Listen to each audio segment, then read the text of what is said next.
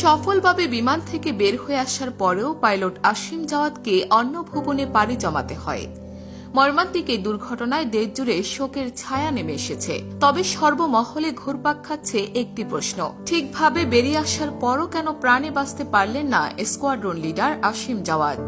সেই হৃদয় বিদারক সত্য এবার একজন পাইলটের কথায় উঠে এলো। Bangladesh flying academy and general aviation limited a pilot হিসেবে কর্মরত মেহেদী হাসান শাওন এই প্রশ্নের উত্তর দিয়েছেন। 10 মে শুক্রবার বেলা 3টার দিকে নিজের ভেরিফাইড ফেসবুক পেজে আসিম জাওয়াদের প্রাণ যাওয়ার কারণ তিনি ব্যাখ্যা করেন। ওই ফেসবুক পোস্টে তিনি লিখেছেন, পাইলটকে বহনকারী সিট একটি স্পেশাল সিট। এটি মাটি থেকে উচ্চতা, এয়ার স্পিড কিংবা বাতাসের ঘনত্ব এসব আঁচ করতে পারে এবং সিটটি নিজের অরিয়েন্টেশন পরিবর্তনও সেন্স করতে পারে।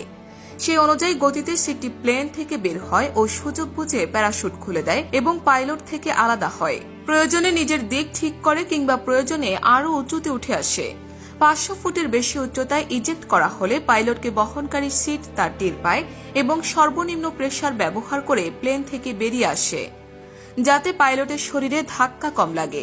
যদিও ইজেকশনের সময় একজন পাইলটের শরীরকে 14 থেকে 18 যে চাপ সহ্য করতে হয়, যা একজন পাইলটের ওজনের 14 থেকে 18 গুণ ওজনের ধাক্কার সমান, অর্থাৎ এটি প্রায় 800 থেকে 1200 কেজির চাপ। এর পরের অংশে তিনি বলেন, এই ধাক্কায় প্রতি 3 জনের একজন পাইলটের মেরুদণ্ডে ইনজুরি হয় এবং এক্ষেত্রে 91% পাইলট বেঁচে গেলেও 9% পাইলটের প্রাণ যায়।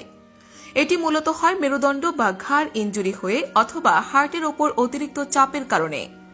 আবার মাটির কাছাকাছি যদি এই ইজেকশন ঘটে, তখন অতিরিক্ত গতিতে সিট প্লেন থেকে বের হতে বাধ্য হয় এবং কোনো কোনো ক্ষেত্রে সেই স্পিডে থাকা অবস্থাতেই আবার শার্প টার্ন নিয়ে দিক ঠিক করতে বাধ্য হয়, যার ফলে শরীরের ওপর পড়া চাপ বহু গুণে বেড়ে যায় এবং এক্ষেত্রে পাইলটের বেঁচে থাকার সম্ভাবনা মাত্র 53%।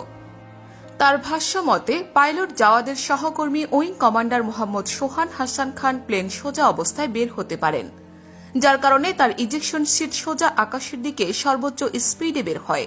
যেহেতু সিটটি সোজা উপরের দিকে উঠছিল এবং শার্প কোণ টার্ন নেবার প্রয়োজন পড়েনি, তাই তিনি পাইলট জাওয়াদের চেয়ে অনেক কম ধাক্কা সহ্য করেছেন। তবে পাইলট সোহানের ইজেকশন সিট বের হতে হতে সম্পূর্ণ প্লেনটি পিচ ডাউন করে।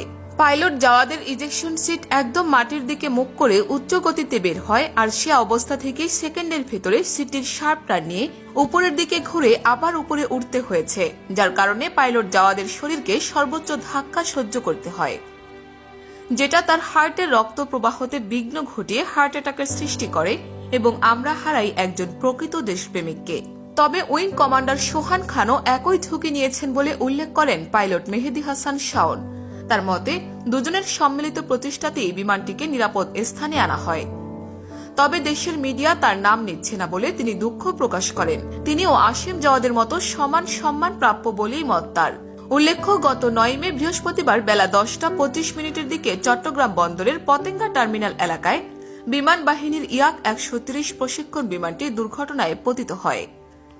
এ সময় বড় ধরনের ক্ষতি এড়াতে দুই বৈমানিক অত্যন্ত সাহসিকতা ও দক্ষতার সঙ্গে বিমানটিকে বিমানবন্দরের একটি অবস্থিত ঘন বসতিপূর্ণ এলাকা থেকে জনবিরল এলাকায় নিয়ে যেতে সক্ষম হন। পরবর্তীতে স্থানীয় জেলে এবং নৌবাহিনীর কর্মকর্তারা বিমানের 2 জন পাইলটকে উদ্ধার করেন।